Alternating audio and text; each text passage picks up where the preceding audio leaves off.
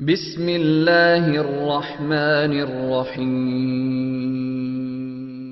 അറിവു തേടാനായിരവേത്തി അറിയിച്ചു ലക്ഷ്യസ്ഥാനത്തിരുത്തി ആഗോള ഗ്രാമത്തിനാദർശജാലകം ജ്വലിക്കും തിരിനീട്ടി സുന്നി ഗ്ലോബൽ വോയിസിംഗ് ഓൺലൈൻ ബോധനം ഭൂവാകെ നിറവായി. അസ്സലാമു അലൈക്കും വറഹ്മത്തുള്ളാഹി വബറകാതുഹു. കേൾക്കുന്നുണ്ടാവും വിചാരിക്കുന്നു.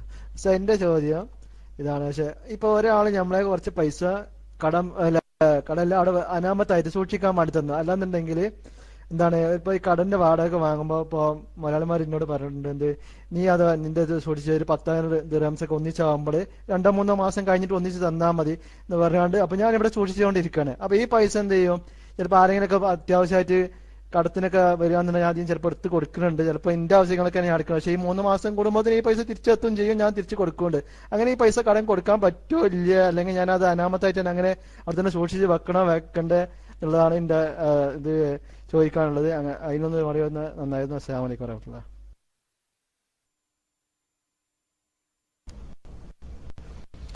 വലൈക്കും അസ്സലാം വറഹ്മത്തുള്ളാഹി വബറകാതുഹു. വളരെ സൂക്ഷിക്കുക. അമാനത്തായി ഒരാൾ നമ്മെ ഏൽപ്പിച്ച കാശ് എത്ര കണ്ട് ഭദ്രമായി അമാനത്തോടു കൂടി നമ്മൾ സൂക്ഷിക്കുന്നോ അത്രയും അല്ലാഹു തആല നമുക്ക് പ്രതിഫലം തരും.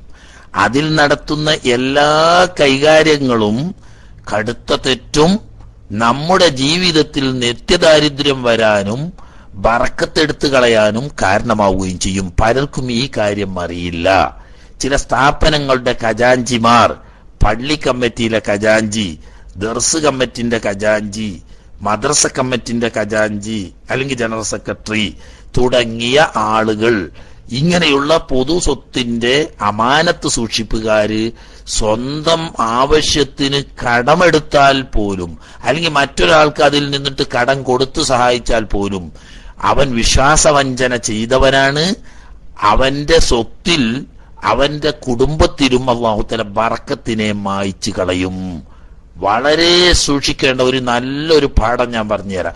ഒരു പൈസയും കട്ടെടുക്കാത്ത, ഹക്കില്ലാത്ത ഒരു പൈസയും ഉപയോഗിക്കാത്ത വളരെ സൂക്ഷ്മ ജീവിതത്തിന്റെ ഉടമയായ ചില ആളുകൾ യത്തീംഖാനക്ക് വേണ്ടിയിട്ട് അല്ലെങ്കിൽ നമ്മുടെ ചില മർക്കസുകൾക്ക് വേണ്ടി പിരിച്ച കാശ്, അതുപോലെ തന്നെ ദീനിയായ സ്ഥാപനങ്ങൾക്ക് വേണ്ടി പിരിച്ച കാശ് മാസങ്ങളോളം കൈവശം വെക്കുമ്പോ ഇത് സ്വന്തം ബിസിനസ്സിലോ മറ്റാവശ്യങ്ങൾക്കോ ഉപയോഗിക്കുകയും ഈ സ്ഥാപനത്തിലേക്ക് എത്തിച്ചു കൊടുക്കേണ്ട സമയത്ത് കൃത്യമായി അത് എത്തിച്ചു കൊടുക്കുകയും ചെയ്ത അത്തരം ആളുകളുടെ എല്ലാ ബിസിനസ്സുകളും എല്ലാ സ്ഥാപനങ്ങളും ബറക്കത്തെടുത്തു കളഞ്ഞ് അവസാനം ഒരു നിവൃത്തിയുമില്ലാതെ കഷ്ടപ്പെട്ട് ഉഴന്നതായി നമ്മുടെ ജീവിതത്തിൽ ഒരുപാട് അനുഭവമുണ്ട്. അത് കാരണം മറ്റൊരാളെ അമാനത്ത് ഏൽപ്പിച്ച വസ്തു കൈകാര്യം ചെയ്യുക എന്ന് പറയുന്നത് വിശ്വാസവഞ്ചനയാണ്. വിശ്വാസവഞ്ചന എവിടെ വരുന്നോ അവിടെ ബർക്കത്തെടുക്കപ്പെടുന്നു. ബർക്കത്തില്ലാഞ്ഞാൽ നമ്മളെ കച്ചവടമായാലും വേണ്ടിയില്ല, ജോലിയായാലും വേണ്ടിയില്ല, മറ്റെന്തായാലും വേണ്ടിയില്ല, അതിങ്ങനെ കീപ്പെട്ട് താന്നു പോവുക ചെയ്യുക. അത് വളരെ സൂക്ഷിക്കേണ്ട കാര്യമാണ്. ചില്ലറക്ക് പോലും അതിൽ നിന്നിട്ട് എടുക്കാതിരിക്കാനാണ് നമ്മുടെ ഉത്തരവാദിത്വം. നമ്മളിപ്പോ ഉദാഹരണം പറഞ്ഞു, ഒരാൾ ഇങ്ങനെ ഇപ്പൊ യത്തീംഖാനന്റെ ഒരു പിരിവുകാരുണ്ട്, നമ്മളതിന്റെ സെക്രട്ടറിയാണ്. കാശ് പിരിച്ചു കൊണ്ടുവരും, ഓരോ ദിവസവും കണക്ക് തന്ന് കാശ് നമ്മളടുത്ത് തരും. അങ്ങനെ ഇതിങ്ങനെ കെട്ടാക്കി ഇങ്ങനെ വെക്കുക. അതിൽ 1 റിയാലും ഉണ്ട്, 10 റിയാലും ഉണ്ട്, 50 ഉണ്ട്, 100, 200 ഒക്കെ ഉണ്ട്. നമുക്ക് കച്ചവടത്തിൽ അത്യാവശ്യമായിട്ട് ഇപ്പൊ 1000 റുപ്യന്റെ ഒരു 500 റിയാല് വന്നു. തൽക്കാലം ചില്ലറ കൊടുക്കാൻ നോക്കുമ്പോൾ പീടികയിലില്ല. എന്നാൽ ഈ അമാനത്ത് തന്ന ഇതിൽ നിന്നിട്ട് ഈ 500 ഒറ്റ നോട്ട് വെച്ചിട്ട് ആ ചില്ലറ പൈസ എടുക്കുന്നത് വരെ വിശ്വാസവഞ്ചനയാണ്. മനസ്സിലായപ്പോ നിങ്ങൾക്ക്? അത് അവിടെ കെട്ടെ, അത് അതിന്റെ വഴിയിൽ. അങ്ങനെ നിങ്ങൾ അമാനത്തിനെ സൂക്ഷിച്ചാൽ അത് നിങ്ങളെ സൂക്ഷിക്കും. നിങ്ങളുടെ കുടുംബത്തിൽ ബർക്കത്തുണ്ടാവും, നിങ്ങളുടെ ഏർപ്പാടിൽ ബർക്കത്തുണ്ടാവും, നിങ്ങളുടെ സ്വത്തിൽ ബർക്കത്തുണ്ടാവും.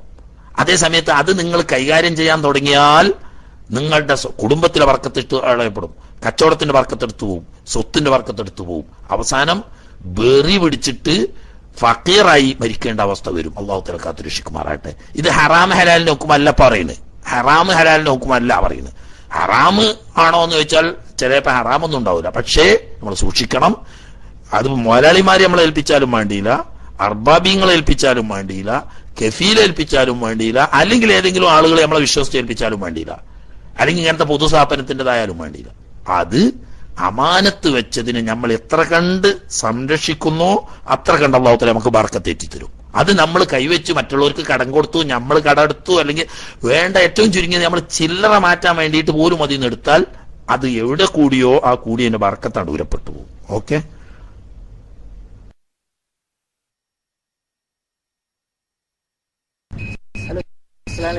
അനുബന്ധമായ ഒരു ചോദ്യമാണ് ഉസ്താദേ. അപ്പൊ നമ്മൾ മാറ്റി വെച്ച പൈസ ആണെങ്കിൽ നമുക്ക് ഇന്ന് എടുക്കാൻ പറ്റുമോ എന്നാണ് ചോദ്യം. അസ്സലാമു അലൈക്കും.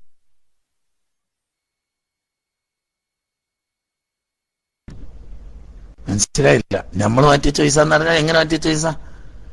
എത്തിങ്ങാനേക്ക് വേണ്ടി മാറ്റി വെച്ചതോ, അല്ലെങ്കിൽ പള്ളികൾക്ക് മാറ്റി വെച്ചോ, മദ്രസയ്ക്ക് മാറ്റി വെച്ചതോ? അതല്ല, നമ്മളൊരു സംഖ്യ എന്തോ ഒരു ആവശ്യത്തിന് വേണ്ടി മാറ്റി വെച്ചതിന് അതിന് എടുക്കുന്നതാണോ? എന്താ ചോദ്യത്തിലൊന്നും വ്യക്തമല്ല. നമ്മുടെ കാശ് തന്നെയാണ് എന്തോ ഒരു ആവശ്യം, ഉദാഹരണം ഒരു പര ഉണ്ടാക്കണം, അല്ലെങ്കിൽ 10 സെന്റ് സ്ഥലം വാങ്ങണം, അല്ലെങ്കിൽ കുട്ടീനെ കെട്ടിക്കണം എന്നൊക്കെ കരുതിയിട്ട് ഇങ്ങനെ മാറ്റി വെച്ചിരുന്നു. അതിന് വേറെ ആവശ്യത്തിന് എടുക്കുന്നതിന് കേടില്ല. അത് നമ്മളെ മുതലല്ലേ, നമ്മുടെ സമയം അമാനത്തൊന്നും അല്ല. അതേ സമയത്ത് ഇങ്ങനെ ഒരു കാര്യത്തിന് ഇപ്പൊ ഉദാഹരണം നമ്മൾ ഒരു 1000 റിയാല് അല്ലെങ്കിൽ 500 റിയാല് എത്തിങ്ങാനൊക്കെ കൊടുക്കാന്ന് പറഞ്ഞ് മാറ്റി വെച്ചിരുന്നു. അത് മാറ്റി വെച്ചതോടുകൂടി അതിന് തയ്യനായി. ഇനി അത് നിങ്ങൾ എടുക്കുമ്പോൾ പൊതുസ്വത്തിന് പിന്നെയും കൈകാര്യം ചെയ്ത് വരികയാണ്. അവിടെ പൊതുസ്വത്തിൽ അമാനത്തിൽ കൈ കടത്തിയാൽ ഹറാമൊന്നും ഉണ്ടാവില്ല. ഇപ്പൊ നിങ്ങൾ പറഞ്ഞേക്കാണെങ്കിൽ ഹറാമൊന്നും ഉണ്ടാവില്ല, പക്ഷേ അവിടെ ബർക്കത്ത് പോവും. അതേസമയത്ത് നമ്മളെ ആവശ്യത്തിന് വേണ്ടി ഇപ്പൊ ഉദാഹരണം ഇങ്ങനെ തന്നെ ഒരു മോളെ കെട്ടിക്കാനുണ്ട്, ഏകദേശം ഇങ്ങനെ ആയി വരുന്നുണ്ട്. അപ്പൊ ഒന്നിച്ച് കഴിയൂല. അപ്പൊ എന്നാ കുറേശ്ശെ പൈസ ഇങ്ങനെ അതിന് സൂക്ഷിച്ച് സ്വരൂപിച്ച് വെച്ചിരുന്നു. അങ്ങനെ 10,000-50,000 റിയാൽ ഉണ്ട് കയ്യിൽ. അതിപ്പോ തൽക്കാലം വേറെ എന്തോ ആവശ്യത്തിന് എടുത്തു. അത് ആവശ്യം കഴിഞ്ഞ് ഇങ്ങോട്ട് വരുമ്പോൾ അങ്ങോട്ട് തന്നെ വെക്കാൻ ചാ, അതുകൊണ്ട് പ്രശ്നമൊന്നുമില്ല. രണ്ട് നമ്മളെ ആവശ്യം മുതൽ തന്നെ ഇല്ല. ഓക്കെ,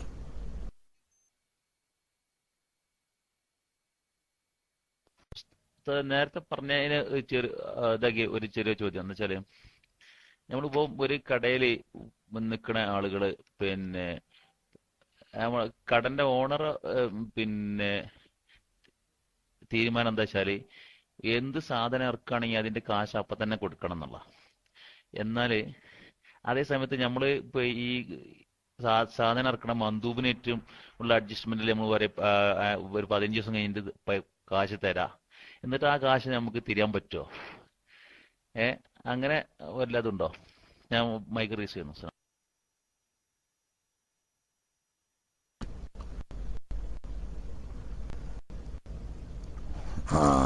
അത് നട്ടം തിരിച്ചിലാവും.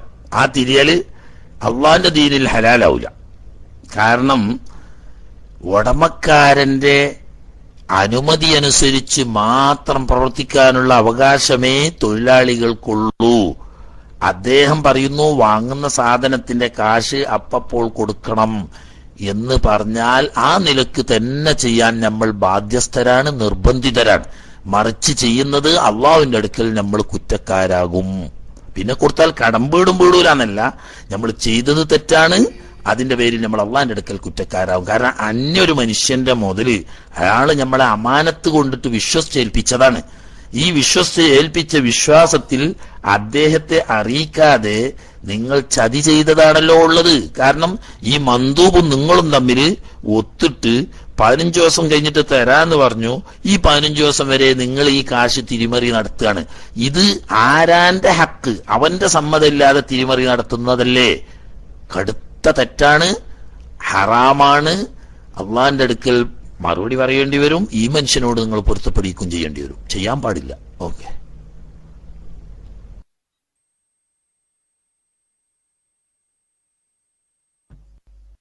അസ്സലാമലൈക്കും ഉസ്താദ്. ഞാൻ ചോദിച്ചതിന്റെ അതുമായിട്ട് ബന്ധപ്പെട്ടുള്ള ഒരു ചോദ്യം കൂടി, ഇതോടെ എന്റെ ചോദ്യം കഴിയും. ഉസ്താദ്, ഇപ്പൊ നമ്മൾ കടക്കാർ തരുന്ന വാടക എന്താണ്? ഇപ്പൊ ഉസ്താദ് പറഞ്ഞ പോലെ 100 നോട്ട് 500 നോട്ട് ഇങ്ങനെയൊക്കെ ഉണ്ടാവും. പക്ഷെ മുതലാളിമാർ പറഞ്ഞത് എന്താണ്, ഒരു 10,000 ഒന്നിച്ച് അല്ലെങ്കിൽ 15,000 ഒന്നിച്ചാവുമ്പോ തന്നാ മതി എന്നാണ് പറഞ്ഞിട്ടുള്ളത്. അപ്പൊ അങ്ങനെ ആകുമ്പോൾ അതിന് ചില്ലറ എടുക്കാനൊന്നും പറ്റൂല. അല്ലെങ്കിൽ അത് ഇപ്പൊ ഒരു മാസം ഇപ്പൊ നമുക്ക് 2,500 അല്ലെങ്കിൽ 3,000 ആണ് ഒന്നിച്ച് നമ്മള് വാടകയായിട്ട് കിട്ടുകൊണ്ടിരിക്കുന്നത്. അല്ലെങ്കിൽ ഒരു ചെക്ക് ആയിരിക്കും തരുന്നുണ്ട്. ചിലപ്പോൾ നമ്മൾ ബാങ്കിലോട്ട് ചെക്ക് ആക്കിയിട്ട് കൊടുക്കേണ്ടി വരും. അങ്ങനെയൊക്കെയുള്ള പ്രശ്നങ്ങൾ ഇതിൽ വരുന്നുണ്ട്. അങ്ങനെ ആകുമ്പോൾ ഇത് അവനോട് തിരിക്കാനും പറ്റില്ല. അല്ലെങ്കിൽ ഇത് അവർ എത്ര പൈസ തന്നാൽ അതുപോലെ തന്നെ അവിടെ സൂക്ഷിച്ച് വെക്കണോ ഇല്ലയെന്ന് അതും കൂടി ഒന്ന് പറഞ്ഞാൽ നന്നായിരുന്നു ഉസ്താദ്. അസ്സലാമു അലൈക്കും വറഹ്മത്തുള്ളാഹി.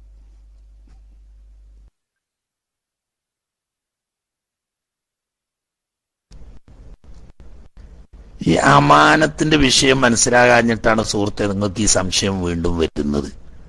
യഥാർത്ഥത്തിൽ ഈ മുതലാളി അയാളുടെ ഹക്കാണല്ലോ ഈ വാടക എന്ന് പറയുന്നത്. അയാള് നിങ്ങളെ വിശ്വസിച്ച് നിങ്ങളെ കൈവശത്തിൽ അത് അമാനത്തായി സൂക്ഷിക്കുകയാണ് ചെയ്യുന്നത്. അത് ഉറപ്പല്ലേ?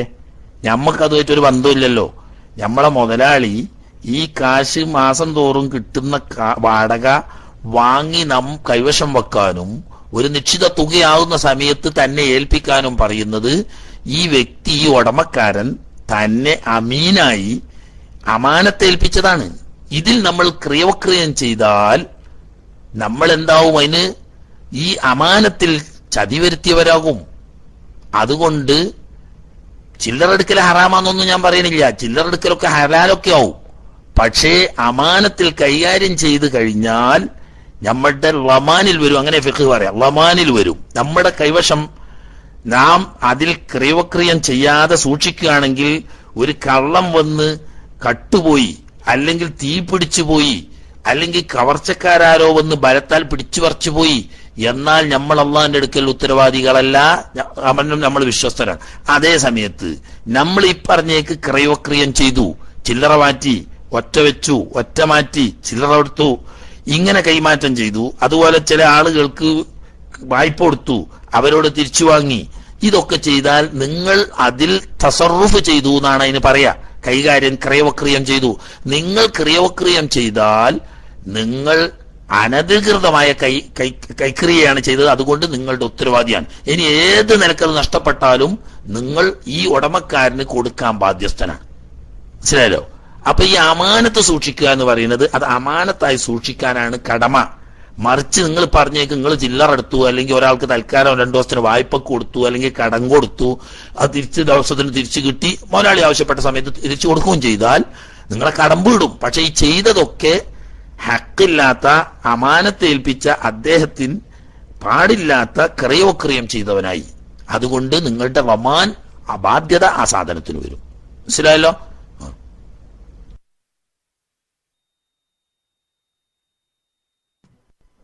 അസ്സലാമു ഉസ്താദ്, ഒരു ചോദ്യം കൂടി ഉസ്താദ്. നേർച്ച തപ്പിയിൽ പൈസ ഇടുന്നുണ്ടല്ലോ, ചിലപ്പോൾ എന്തെങ്കിലും നേർച്ച എത്തിമാന്റെയോ മറ്റേതെങ്കിലും സാധാരണ ചെയ്യുന്ന ഇങ്ങനത്തെ തപ്പിൽ നേർച്ച പൈസ, അതിന് പൈസ ചില്ലറ എടുക്കുകയോ മറിക്കുകയോ ചെയ്താൽ കുറ്റമുണ്ടോ ഉസ്താദ്? അസ്സലാമു അലൈക്കും.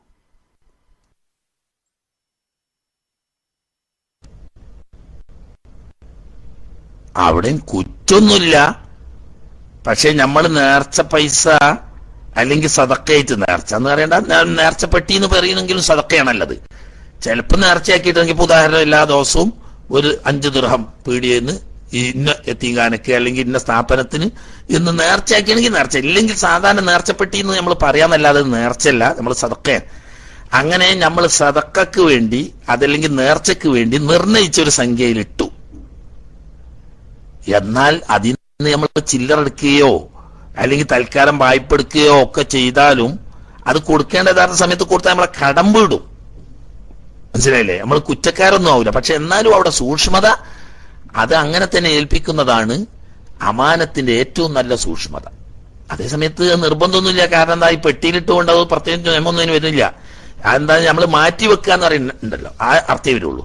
നമ്മുടെ ധനത്തിൽ നിന്നും ഒരു നിശ്ചിത സംഖ്യ സദക്ക ചെയ്യാൻ നമ്മൾ തീരുമാനിച്ചു. ആ സംഖ്യ മാറ്റിവെക്കുകയാണ് ഇതുകൊണ്ട് ചെയ്യുന്നത്. ഈ മാറ്റിവെക്കുമ്പോൾ അതിന് തയ്യൻ ചെയ്യാന്നറിയും. ഈ സദക്കക്ക് അത് നിർണയിച്ചു. ഇനി ആ നിർണയിച്ച അത് തന്നെ കൊടുക്കലാണ് നല്ലത്. അതേ സമയത്ത് മറ്റു വല്ല ആവശ്യത്തിനു വേണ്ടിയിട്ട് നമ്മളത് വായ്പെടുക്കുകയോ അല്ലെങ്കിൽ ചില്ലറ മാറ്റുകയോ ഒക്കെ ചെയ്തിട്ടുണ്ടെങ്കിൽ ഈ കൊടുക്കേണ്ട സമയത്ത് തത്തുല്യമായ സംഖ്യ കൊടുത്താൽ നമ്മളെ കടമ്പോട് നമ്മൾ കുറ്റക്കാരൊന്നും ആവില്ല. പക്ഷെ എന്നാലും സൂക്ഷ്മത നല്ലത്. നമ്മൾ തയ്യം ചെയ്ത് അതിന് മാറ്റി വെച്ചാൽ പിന്നെ അത് തന്നെ കൊടുക്കുന്നതാണ് ഏറ്റവും നല്ലത്. ഒരു ചോദ്യം, അഥവാ ആ ഉടമസ്ഥൻ, നമ്മളെ അമാനത്ത് ഏൽപ്പിച്ച ഉടമസ്ഥൻ നമ്മളോട് പറയുന്നത് നിങ്ങൾ ആവശ്യത്തിന് എടുത്തോളി, 3 മാസം കഴിയുമ്പോൾ എനിക്ക് തിരിച്ചു തന്നാൽ മതി എന്ന് പറഞ്ഞാൽ അത് എടുക്കാൻ വേണ്ടി പറ്റുമോ? അല്ലെങ്കിൽ നമ്മൾ അങ്ങോട്ട് ചോദിക്കുന്നു, നിങ്ങൾക്ക് 3 മാസം ആകുമ്പോൾ ഞങ്ങൾ തരാം, ഞാൻ അതിനു വേണ്ടി എന്തെങ്കിലും ആവശ്യത്തിന് എടുത്തുകൊള്ളട്ടെയോ എന്ന് നമ്മൾ അങ്ങോട്ട് ചോദിച്ചിട്ട് അത് വിക്രയ ചെയ്യാൻ വേണ്ടി പറ്റുമോ? അസ്സലാമു അലൈക്കും.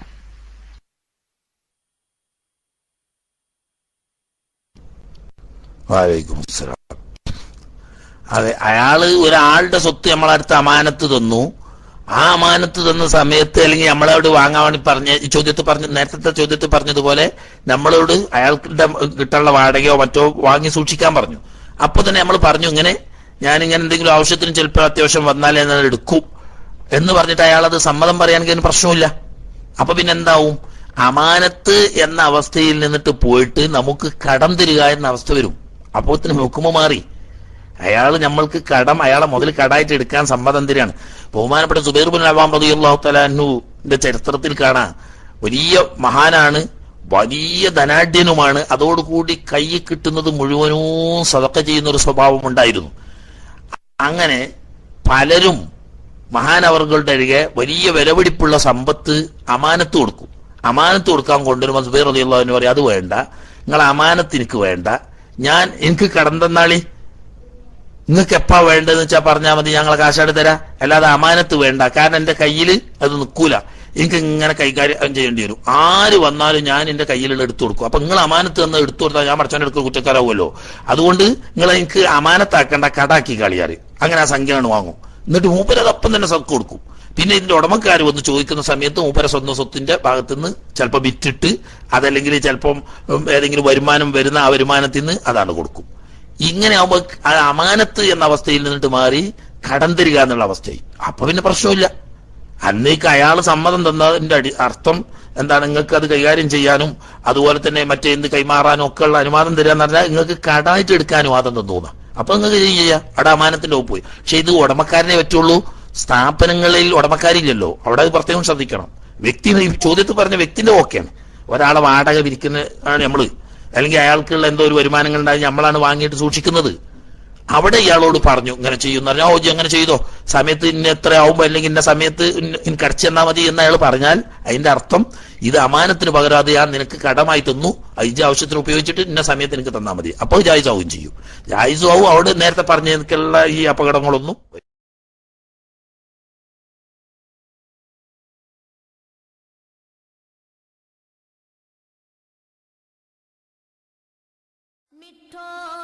ആഗോള ഗ്രാമത്തിലെ ആദർശ ജാലകം സുന്നി ഗ്ലോബൽ വോയിസ്.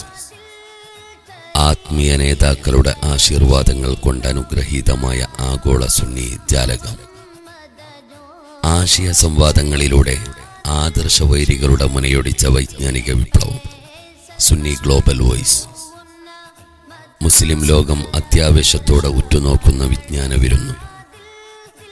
അതിഗഹനമായ ആദർശ ചർച്ചകൾ, ആവേശകരമായ ഖുർആൻ പഠന പാരായണ ക്ലാസുകൾ, മാല, മൗലിദ്, ബുർദാസ്വാദനങ്ങൾ, സ്വലാത്ത്, ഹദ്ദാദ്, റാത്തീബ് തുടങ്ങിയ ആത്മീയ സദസ്സുകൾ, പ്രജ്ഞയും പ്രതിഭയുമുള്ള പ്രഗത്ഭരായ പണ്ഡിതരുടെ പ്രഭാഷണങ്ങൾ പഠിക്കാനും പകർത്താനും ഇതാ സുന്നി ഗ്ലോബൽ വോയിസ്. അനുദിനം വളർച്ചയുടെ ഉയരങ്ങളിലേക്ക് പറക്കുന്ന ഏക സുന്നി വിപ്ലവജാലകം. അതെ, സുന്നി ഗ്ലോബൽ വോയിസ്. ഒപ്പം ജീവിത വ്യവഹാരത്തിന്റെ വ്യത്യസ്ത മേഖലകളിലെ ഉന്നതങ്ങളിൽ വിരാജിക്കുന്ന പ്രമുഖരുടെ പഠന ക്ലാസുകൾ.